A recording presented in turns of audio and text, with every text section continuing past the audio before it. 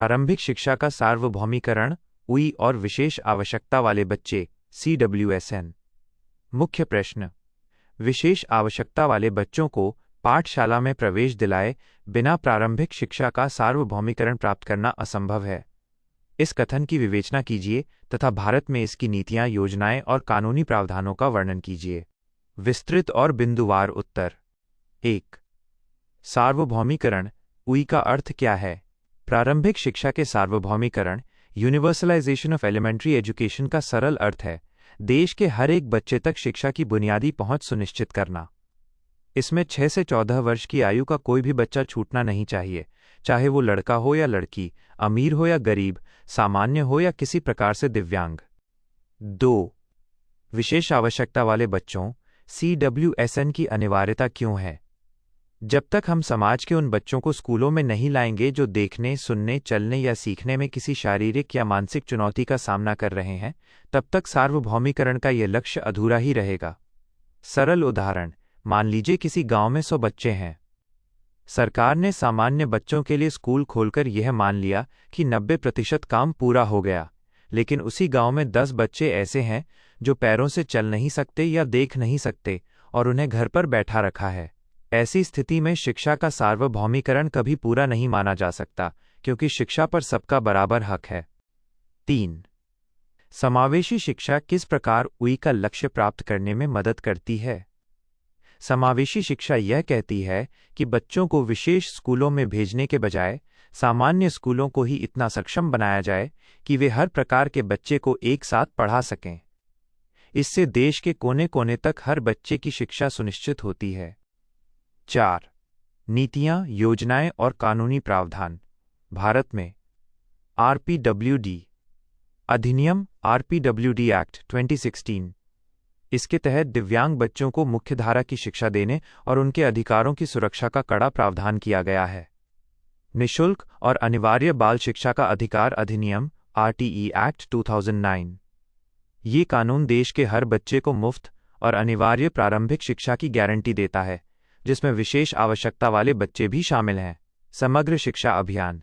इस योजना के माध्यम से स्कूलों में रैंप बनवाने, ब्रेल बुक्स उपलब्ध कराने और विशेष शिक्षकों की नियुक्ति के लिए वित्तीय सहायता दी जाती है। प्रश्न 2।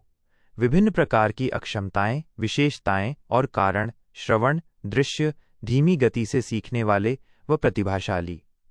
मुख्य प्रश्न। विशिष्ट आवश्यकताओं के विभिन्न प्रकारों का वर्णन कीजिए।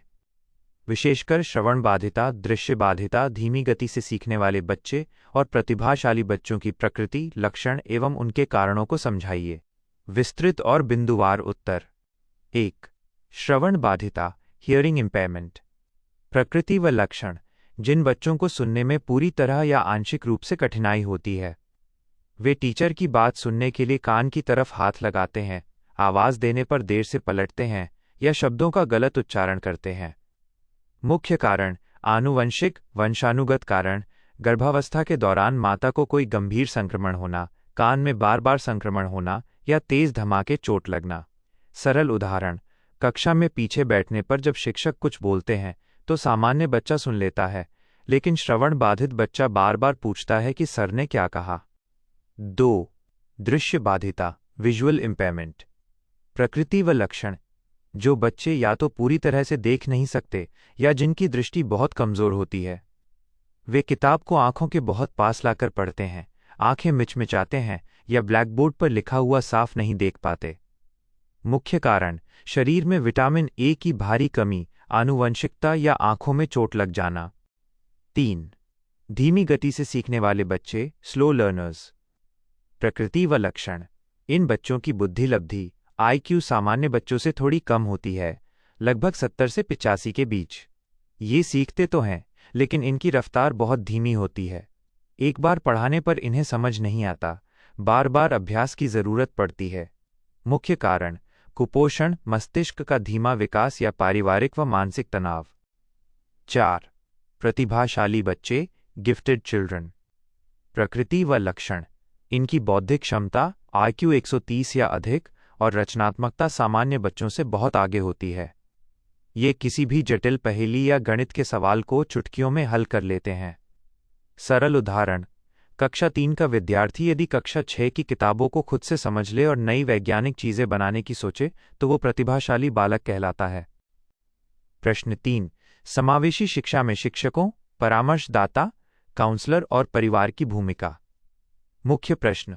समावेशी शिक्षा को सफल बनाने में कक्षा शिक्षक, क्लास टीचर, संसाधन शिक्षक, रिसोर्स टीचर, परामर्शदाता, काउंसलर और परिवार की भूमिका का विस्तार से वर्णन कीजिए। विस्तृत और बिंदुवार उत्तर। 1। कक्षा शिक्षक, क्लास टीचर की भूमिका। कक्षा शिक्षक समावेशी कक्षा का मुख्य संचालक होता है। वो सामान्य और विशेष दोनों तरह के बच्चों को एक ही नज़र से देखता है। वह पाठ पढ़ाने के तरीकों में ऐसा लचीलापन लाता है ताकि हर बच्चा अपनी गति से सीख सके। 2।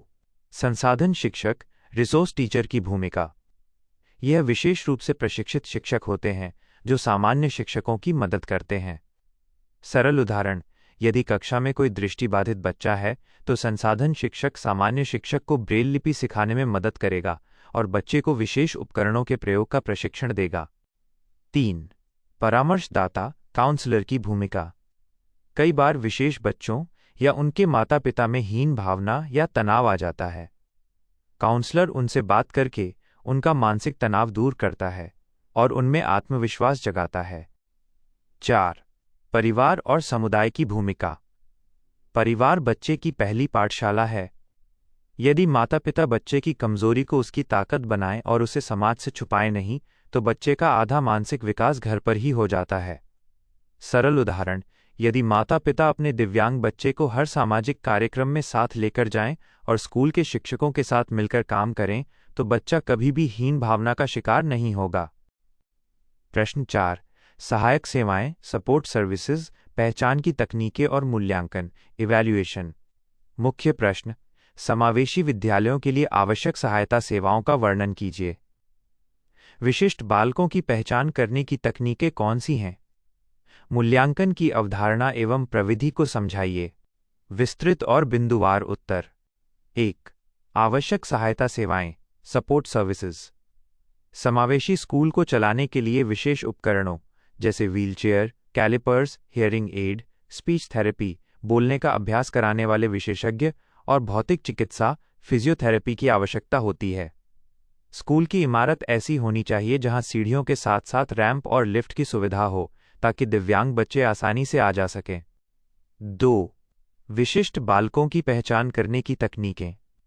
चिकित्सकीय परीक्षण, मेडिकल स्क्रीनिंग, डॉक्टर द्वारा कान, आंख या शारीरिक अंगों की मेडिकल जांच करवाना। मनोवैज्ञानिक परीक्षण, साइकोलॉजिकल टेस्ट्स, बच्चे की बुद्धि, IQ और मानसिक क्षमता मापने के लिए विभिन्न परीक्षणों का उपयोग करना। शिक्षक का अवलोकन, ऑब्जर्वेशन, शिक्षक द्वारा कक्षा में बच्चे के रोजमर्रा के व्यवहार, उठने बैठने और सीखने के तरीकों को लगातार नोटिस करना। 3। मूल्यांकन, इवैल्यूएशन की अवधारणा और प्रविधि। मूल्यांकन का मतलब केवल परीक्षा में नंबर देना नहीं है, बल्कि ये देखना है कि पूरे सत्र में बच्चे ने कितना व्यावहारिक और शैक्षणिक विकास किया है। सतत एवं व्यापक मूल्यांकन, CCE, इसमें साल के अंत में सिर्फ एक परीक्षा नहीं होती, बल्कि पूरे साल खेल, कला, मौखिक और लिखित गतिविधियों के आधार पर बच्चे का आंकलन किया जाता है। अनुकूलित मूल्यांकन, विशेष बच्चों के लिए परीक्षा के नियमों में बदलाव करना, जैसे उन्हें लिखने के लिए अतिरिक्त समय देना या मौखिक परीक्षा का विकल्प देना। प्रश्न 5। व्यक्तिगत शैक्षिक कार्यक्रम, IEP, पाठ्यक्रम अनुकूलन और शिक्षण रणनीतियाँ। मुख्य प्रश्न। व्यक्तिगत शैक्षिक कार्यक्रम, IEP, इंडिविजुअलाइज्ड एजुकेशनल प्रोग्राम क्या है? मानसिक मंदित एवं धीमी गति से सीखने वाले बालकों के लिए पाठ्यक्रम अनुकूलन और शिक्षण रणनीतियों का विस्तार से वर्णन कीजिए। विस्तृत और बिंदुवार उत्तर। 1। व्यक्तिगत शैक्षिक कार्यक्रम, IEP का अर्थ। चूंकि समावेशी कक्षा में हर बच्चे की क्षमता अलग होती है, इसलिए हर एक विशेष बच्चे की व्यक्तिगत ज़रूरतों को ध्यान में रखकर एक लिखित योजना बनाई जाती है, जिसे IEP कहते हैं। इसमें यह तय किया जाता है कि अगले 3 या 6 महीनों में इस विशेष बच्चे को कौन कौन सी आसान चीज़ें सिखाई जाएंगी। 2। पाठ्यक्रम अनुकूलन, करिकुलम एडेप्टेशन। सामान्य बच्चों के लिए बने कठिन पाठ्यक्रम को विशेष बच्चों की मानसिक और शारीरिक क्षमता के अनुसार आसान बनाना पाठ्यक्रम अनुकूलन कहलाता है।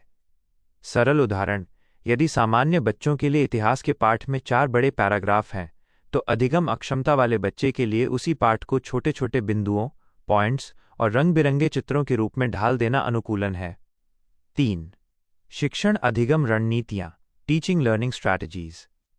दृश्य श्रव्य सामग्री का प्रयोग, केवल बोलकर पढ़ाने के बजाय चार्ट, मॉडल, वीडियो और कंप्यूटर का उपयोग करना, ताकि धीमी गति से सीखने वाले बच्चे भी उसे देखकर जल्दी समझ सकें।